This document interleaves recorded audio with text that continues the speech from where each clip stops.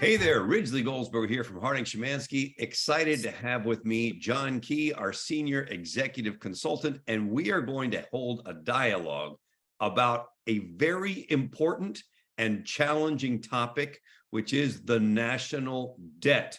So, John, talk to us a little bit. How did it get this big? It's crazy.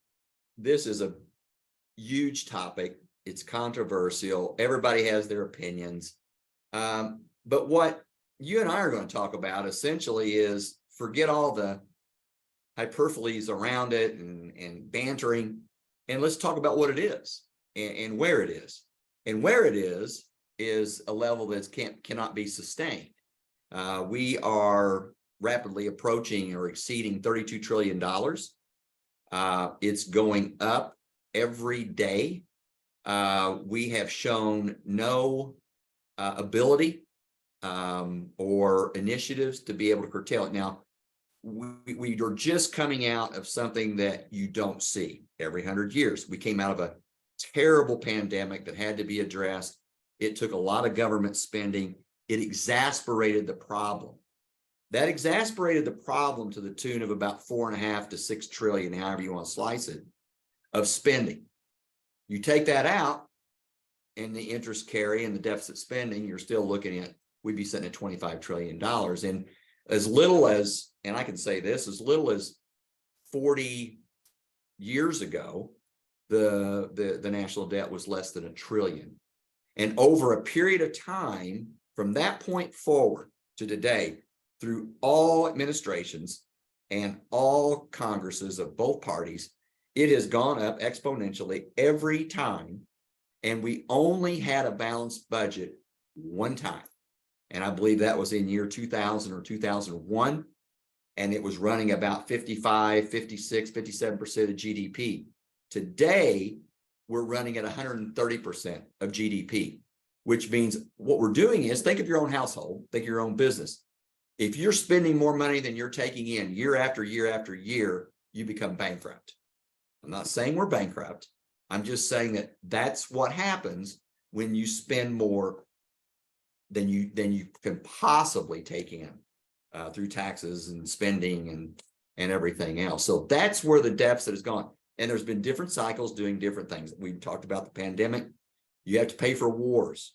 You have to pay for health care. You have to pay for infrastructure improvement. And all of those things have to be taken with revenue that's available. And it can only be done with a certain amount of revenue and a certain amount of spending. But how can it be that we continue to spend more than we're bringing in without somebody putting a stop to this or a check to this or a slowdown to this? It just seems that with as smart a people as we have leading us in our government, this shouldn't be this way. It shouldn't be this way.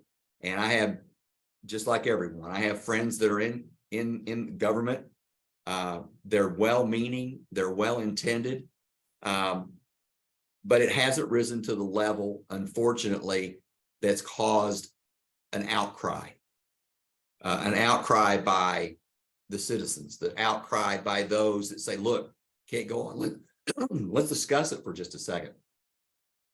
With interest rates going up as they have gone up over the last 18 months, our spending on the national debt is equaling, getting close to, or exceeding Medicare, Social Security, national defense, certainly infrastructure. And you can't go on that way, because we should be in a position for our citizenry to have health care, to have Social Security for their well-being, and we should feel safe about going across our bridges and highways and take care of what we need to take care of in a country.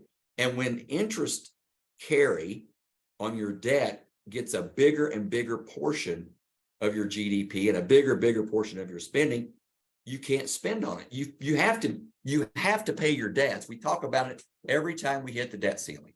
Oh, we hit the debt ceiling.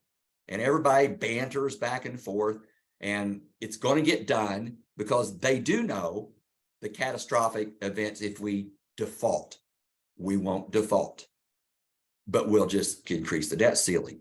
we have to have a longer term plan, and it can't be 1 year. It has to be 5, 7, 10 years consecutive of revenue that exceeds what we spend. And we can talk a little bit about that. Yeah, tell us a little bit about some ideas on how we do that, because if we're saying in this conversation it's only happened once in the last several decades, what are some ideas that can help us get back to that space where we are spending less than we're taking in? Yeah, it's again a great point, and it seems so simple when you talk about it. Let's take in more and spend less, but it affects so many things, so many important things. And I'm not diminishing the importance. I'm just saying there has to be a plan. Let's take, we mentioned Medicaid just a few moments ago, but let's just talk about healthcare. In this country, we spend about $13,000 per citizen in this country for healthcare. Yet we talk about healthcare, we talk about drug costs, we talk about accessibility, we talk about all kinds of programs to make it better, but yet we're spending more than any other country in, advanced country that I would call in the world. Talk about the top 60, 80 economic countries in the world. We spend more than any of them on healthcare, but yet it's not doing what we want it to do. It's not doing what we expect it to do. And how do you address that? You have to address it. You have to take a look at what are the administrative costs? What are drug costs? What are costs to our physicians for procedures? Are we doing too many procedures? So that's healthcare.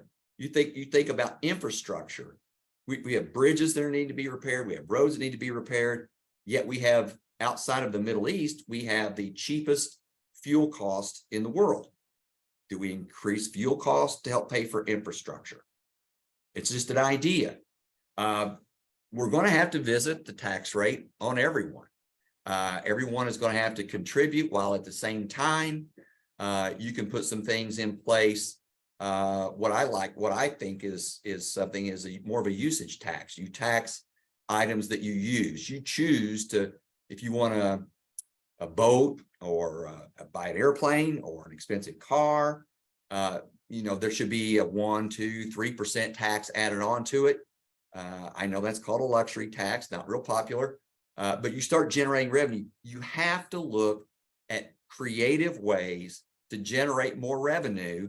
And then at the same time, on the other side of the ledger, as I mentioned on healthcare, how do we bring down the cost of healthcare?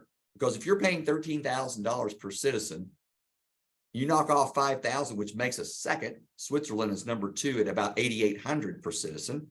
Let's get down to there. What do we have? How do we manage it? What do we do? You save $5,000 per citizen in the country, and you have 300 million people. You start it's real money, right?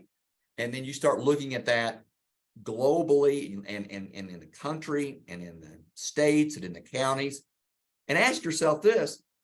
Maybe it's because of the government support, but is it really all the government support? Or some states do really, really well with their budgets. Some states struggle for obvious reasons. What are the success stories? But you're going to have to look at it holistically, and you're going to have to curtail some spending, and you're going to have to increase the revenue, and everybody's going to have to play a role in achieving, and it can be done. Action is getting closer, because you look at 32 trillion today, and if we don't do anything and we keep heading in the direction that we're heading, it's going to be 50 trillion inside of 7 or 8 years. And now all of a sudden you're talking about 135, 140% of GDP, and it gets harder to get control of at that point. So what do you think is the runway that we have before there's a wake-up call that's big enough that gets the creativity flowing and some action taken?